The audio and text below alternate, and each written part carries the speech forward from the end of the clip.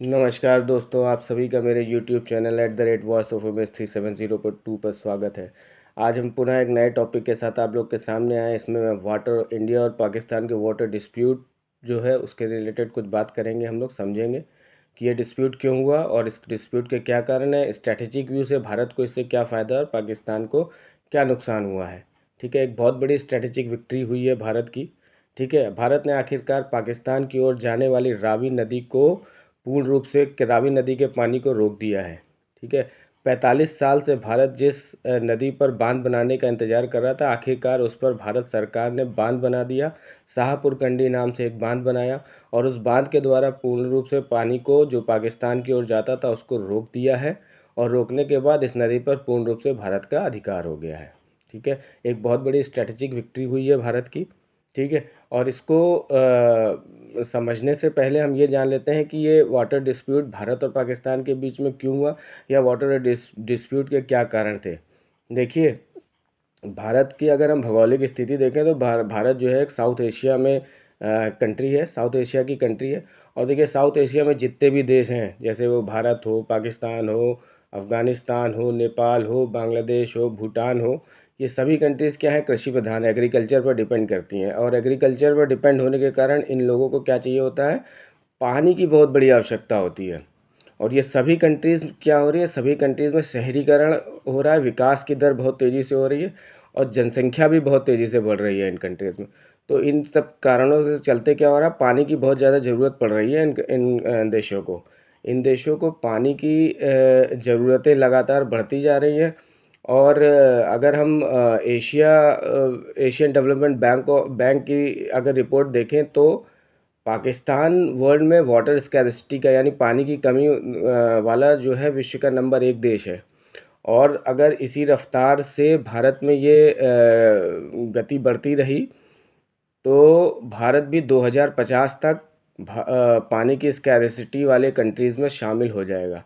ठीक है, तो क्या हो ज़रूरत है, अगर हम देखें तो अभी क्लाइमेट चेंज और जो ग्लोबल वार्मिंग हो रही है, उस ग्लोबल वार्मिंग के तहत जो है ग्लेशियर लगातार पिघल रहे हैं। और ऐसा अनुमान लगाया जा रहा है कि 3 दशकों के अंदर जो अगर इसी प्रकार से ग्लेशियर पिघलते रहे तो जो प्रमुख नदियां हैं, जो जैसे ब्रह्मपुत्र है, सिंधु है, गंगा है, इस तरह की जो बड़ी नदियां हैं वो अब पूरे साल भर देखने को नहीं मिलेंगी। वो केवल साल के कुछ महीने ही हमको देखने को मिलेंगी अगर इसी प्रकार से ग्लोबल वार्मिंग या क्लाइमेट चेंज होता रहा। ठीक है, अभी क्या है कि अगर हम देखें कि भारत और पाकिस्तान के बीच में जो नदियों का जो प्रवाह है, वो ज़्यादातर नदियां कहाँ से निकलती हैं, वो निकलती हैं तिब्बतियन प्लेटू से होते हुए निकलती हैं। और यहाँ पे क्या है, चाइना को अपर एज मिलता है। ठीक है, क्योंकि ये कहीं ना कहीं चाइना के पास से ही आती हुई निकलती हैं और नीचे भारत से होते हुए पाकिस्तान की तरफ जाती हैं। ठीक है, तो जो भी कंट्री जहाँ से भी ये नदियाँ निकलती हैं उनको क्या बोला जाता है, अपर रिपेरियन कंट्री बोला जाता है। ठीक, और जहाँ पे जाके नदियाँ समाप्त होती हैं या किसी जगह पे जाकर मिल जाती हैं उसको क्या बोला जाता है, लोअर रिपेरियन कंट्री।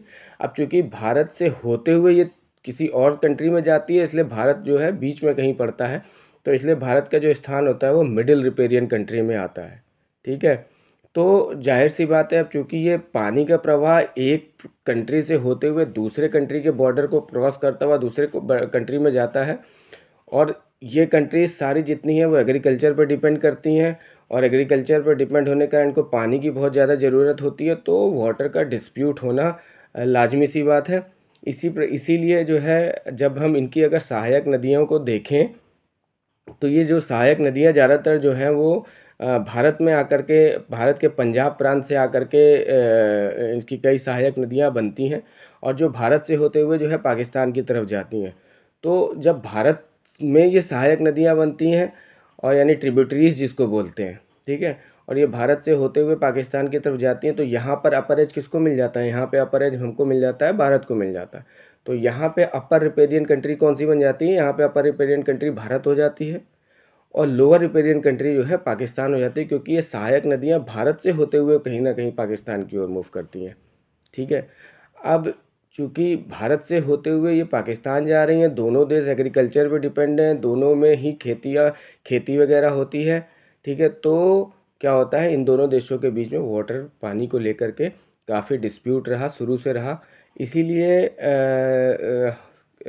जो है सन 1960 में हमारे भारत के प्रधानमंत्री, जो वर्तमान प्रधान उस समय के प्रधानमंत्री थे जब पंडित जवाहरलाल नेहरू, और पाकिस्तान के जो राष्ट्रपति थे उस समय अयूब खान, इन दोनों के बीच में विश्व बैंक द्वारा एक संधि कराई गई थी जिसको बोलते हैं इंदस वाटर ट्रीटी।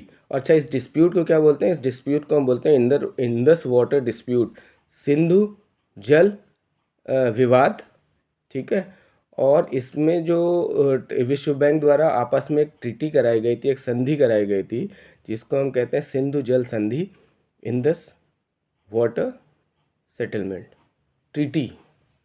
ठीक है, इंदस वाटर ट्रीटी हम इसको बोलते हैं। ठीक है।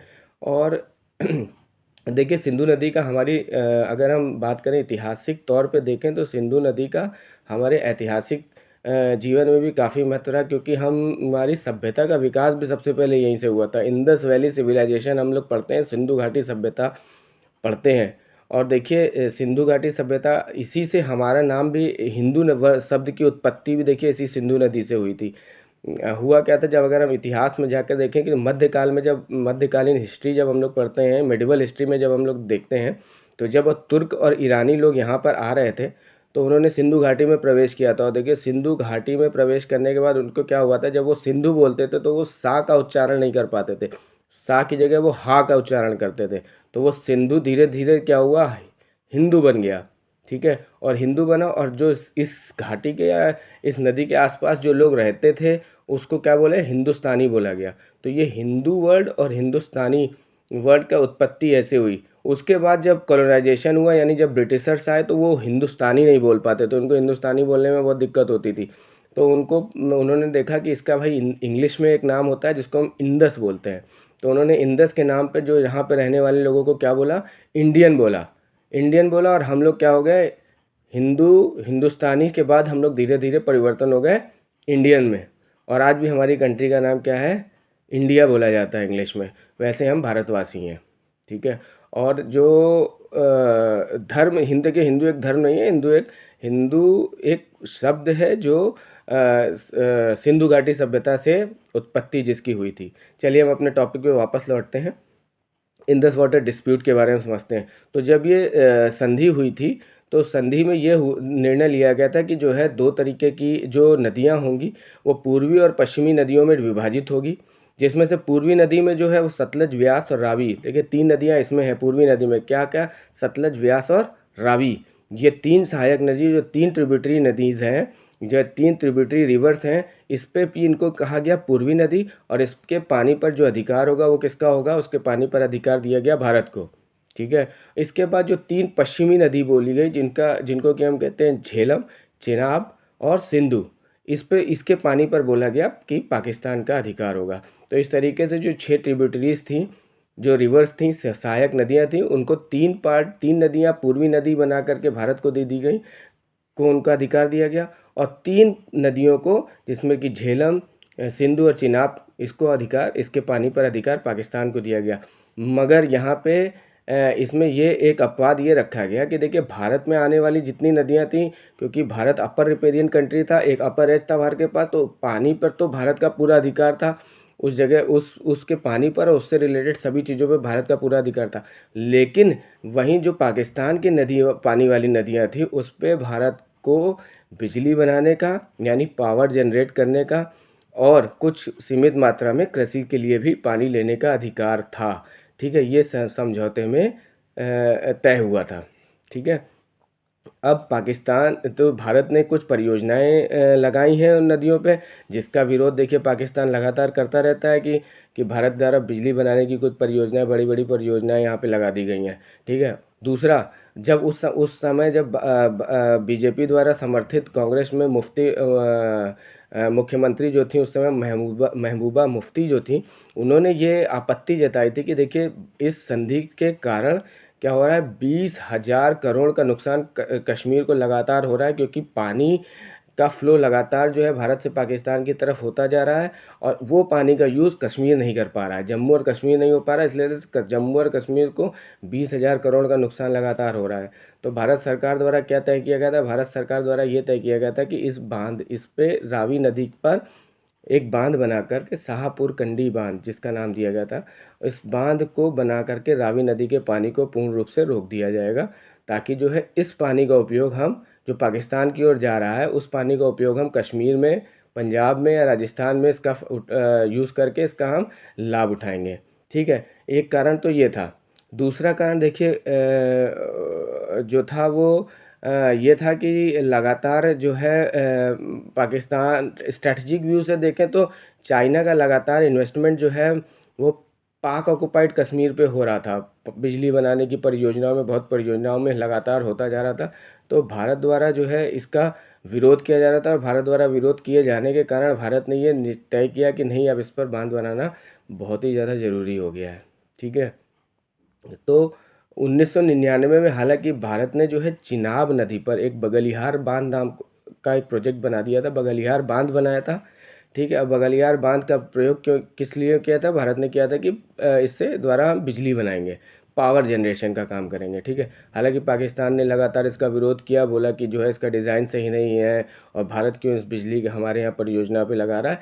तो वो वापस से वर्ल्ड बैंक गया था, हालांकि वर्ल्ड बैंक द्वारा इसको पाकिस्तान को फटकार लगा करके मना कर दिया गया था। ठीक है, अब जब भारत ने ये देखा कि लगातार पाक ऑक्युपाइड कश्मीर वाले एरिया में जो है चाइना जो है परियोजनाओं पे लगातार पैसा लगाता जा रहा है, तो भारत ने ये तय किया कि अब हम इस पे बांध बनाएंगे। मगर ये बांध 45 साल से बन क्यों नहीं पा रहा था? इसके लिए पहले ये जानना भी ज़रूरी है कि 45 साल क्यों लग गए इस बांध को बनने में, जबकि साल 1982 में जो इंदिरा गांधी थी, उन्होंने इस परियोजना को शुरुआत करने की नींव डाली और 1998 तक इन्होंने ये तय किया था कि इस बांध को हम पूरा करेंगे। हालांकि 2001 में रंजीत सागर के नाम से इस एक बांध बनाया गया था। ठीक है, लेकिन फिर भी शाहपुर कांडी बैराज नहीं बन पाया था इस नदी पर। कारण क्या था? कारण ये था कि जो जम्मू कश्मीर की गवर्नमेंट थी और जो पंजाब की गवर्नमेंट थी, इनके बीच में तालमेल नहीं हो पा रहा था और ये दोनों ही किसी न किसी चीज़ से आपस में विवाद कर ले रही थी और इसके कारण जो है इस पे बांध का निर्माण नहीं हो पा रहा था। ठीक है, तो क्या किया गया था? गवर्नमेंट ने 2008 में, या नोट कर लिए, 2008 में शाहपुर कंडी परियोजना को राष्ट्रीय परियोजना बना दिया था। क्या बनाया था? राष्ट्रीय परियोजना बना दिया गया था। 2013 में इसका पुनः इसमें कार्य शुरू किया गया था, मगर जो है फिर 2014 में जम्मू कश्मीर और पंजाब की गवर्नमेंट में विवाद हुआ और विवाद के बाद फिर इस प्रोजेक्ट को रोक दिया गया। जब बीजेपी की गवर्नमेंट जब आई सत्ता में, तो बीजेपी की गवर्नमेंट ने देखा कि चाइना लगातार साम्राज्यवाद के तहत पाकिस्तान में पाक ऑक्युपाइड कश्मीर वाले एरिया में लगातार पैसे का इन्वेस्टमेंट करके बांध बना रहा, बिजली से रिलेटेड परियोजनाओं पे पैसा लगा रहा है। तो भारत ने स्ट्रेटेजिकली ये डिसाइड किया कि नहीं, अब यहाँ पे भारत को काम करना पड़ेगा। भारत ने कि केंद्र सरकार ने मध्यस्थता करते हुए पंजाब और जम्मू कश्मीर के बीच में संधि कराई और संधि कराने के बाद इस परियोजना यानी शाहपुर कंडी परियोजना का जो निर्माण 40 या 45 साल से रुका हुआ था, उसको चालू कराते हुए इस बांध को अब पूरा किया है। ठीक है, अब इस बांध को पूरा होने से फ़ायदा क्या होगा? देखिए, बहुत बड़ी स्ट्रेटेजिक जीत हुई है भारत की यहाँ पर। और इस बांध को पूरा करने से क्या होगा? अब पहले क्या हो रहा था, करीब 1150 यानी 1150 क्यूसेक पानी जो है वो पाकिस्तान की ओर चला जा रहा था रावी नदी के थ्रू। ठीक है, जिसका कोई यूज़ भारत नहीं कर पा रहा था, क्योंकि भारत की पॉपुलेशन बढ़ती चली जा रही, भारत वर्ल्ड में नंबर 1 हो गया पॉपुलेशन में। तो भारत में जो है वो कृषि की, अन्न की और पानी की लगातार कमी को रोकने के लिए इस पानी को रोकना भारत के लिए स्ट्रेटेजिकली बहुत ज़रूरी हो गया था। ठीक है, इससे क्या हो रहा है कि भारत को जो है 32,000 यानी 32,000 हेक्टेयर भूमि की सिंचाई भारत अब इस पानी के द्वारा, कौन से पानी के द्वारा, यानी ये जो 1150 क्यूसेक पानी है इसके द्वारा सिंचाई कर सकता है। कहाँ पे कर सकता है? कश्मीर के 2 बड़े प्रांत। ठीक है, कौन कौन से 2 बड़े प्रांत है? कठुआ और सांबा के नाम से जो 2 बड़े प्रांत हैं, वहाँ पर कृषि के लिए पानी का यूज़ कर सकता है। इतना ही नहीं, इसमें जो है बिजली की कुछ पनबिजली परियोजनाएं चल रही हैं, लगाने का गवर्नमेंट ने प्लान किया है, जो 2025 तक पूरी हो जाएंगी और इसके द्वारा बिजली भी बनाई जाएगी, पावर जनरेशन का काम किया जाएगा।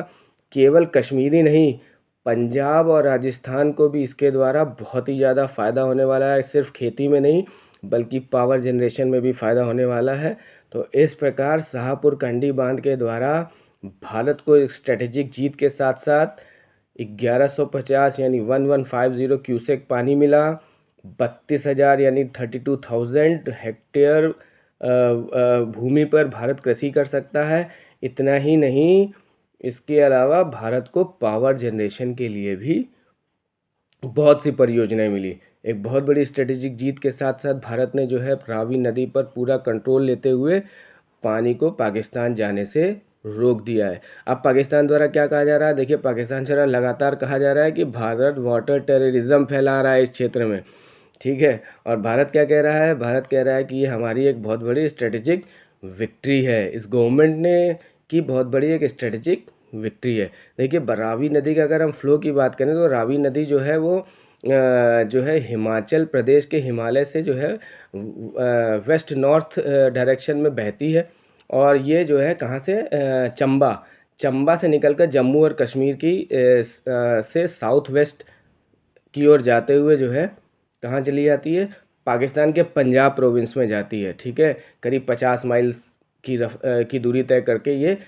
चली जाती है पाकिस्तान के पंजाब प्रोविंस में जाती है, ठीक है। चंबा ये वो जगह है जब भारत में ऐतिहासिक मंदिरों के लिए फेमस जगह है और ये पाकिस्तान में ये लाहौर से होते हुए जो है कहाँ चली जाती है, अहमदपुर के पास चिनाब नदी में जा कर के मिल जाती है।